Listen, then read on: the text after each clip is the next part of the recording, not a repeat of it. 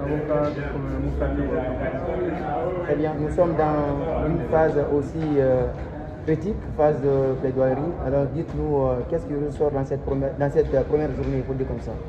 Bon, pour cette première phase, je retiendrai tout simplement que nous avons cherché dans un premier temps à annihiler les charges prises contre le colonel Moussa Tcheboro Camara.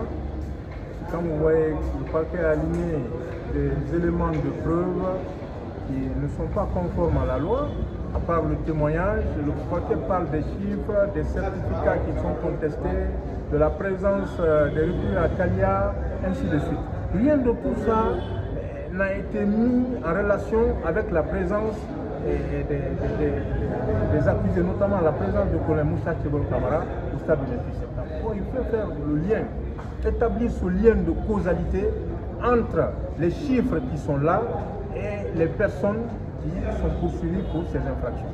Mais rien, ce lien de causalité n'a pas été établi par le parquet. Et les pieds et les mains liés, le parquet demande l'application de la réclusion criminelle à perpétuité. Ça ne marche pas. Alors que le parquet, ce même parquet, a manqué de stratégie. Voilà, il vous souviendra que c'est ce parquet qui avait en 2015 demandé la réqualification en crime contre l'humanité, en crime de droit commun, et qui revient encore demander devant le tribunal criminel la réqualification, voilà, en crime contre l'humanité. C'est manquer de stratégie. Or, un procès, c'est d'abord la stratégie. Quel que soit son courage, le procureur il est très courageux, mais malheureusement il manque de stratégie et ça ne marche pas dans un procès. Alors quel est l'encadrement de la peine requise? Mais la peine requise n'est pas fondée, elle n'est pas justifiée. Qu'est-ce que le colonel a fait pour qu'une telle peine soit requise? Absolument rien. Mais il faut parler d'abord des actes qui lui sont imputables.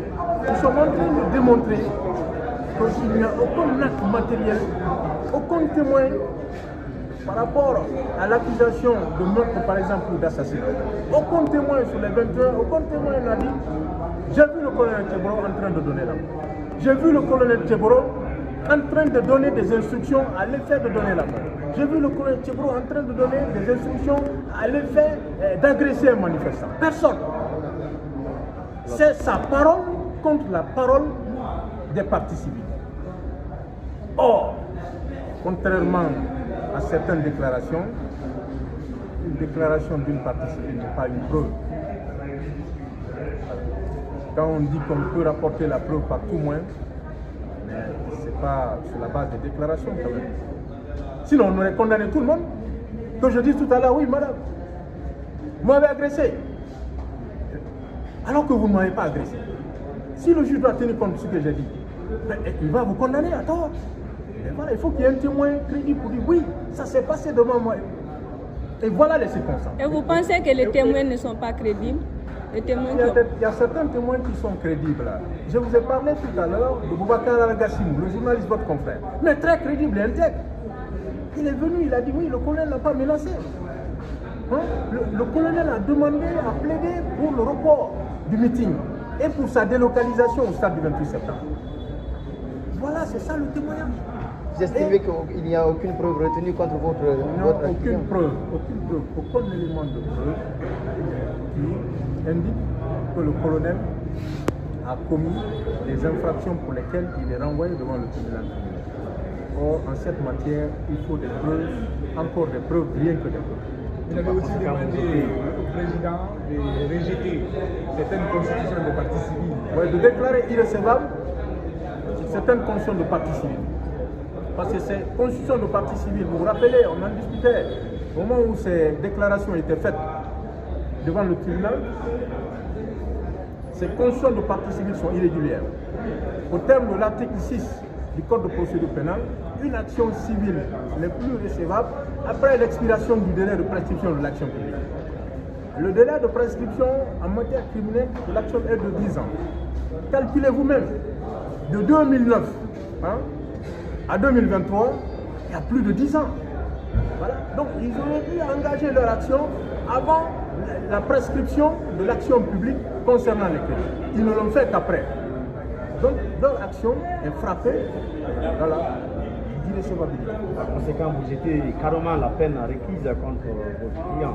Mais évidemment, vous savez, la peine, une peine, c'est l'élément extérieur, c'est ce que tout le monde voit, c'est le résultat qui est toujours attendu. Mais cette peine-là doit correspondre aux faits commis. Mais si vous ne dites pas ce qu'il a fait, c'est ça la logique. Et vous venez dire, voilà, il faut appliquer une peine sévère. Hein? Mais même une peine légère, a fortiori une peine sévère, alors que tu n'es pas le procureur, tu n'es pas parvenu à démontrer. Hein? Oui, mais il faut démontrer ce qu'il a fait. Voilà. Tu as envoyé des témoins. Aucun témoin n'a dit qu'il a vu faire ci ou ça. Les parties civiles ont envoyé des témoins. Et ces témoins-là viennent le décharger. Vous dites non, ce que les autres ont dit, c'est faux. Il n'a pas menacé. Donc, on ne parvient pas à démontrer c'est quoi le guet-apens. On ne démontre pas ce que c'est que la préméditation. On emploie des propos, voilà, provocation, fourniture de moyens, alors que cela n'est sous-tendu par aucun élément. C'est ce qu'on appelle en matière pénale des sous-entendus. Le procureur n'a que des sous-entendus. Merci.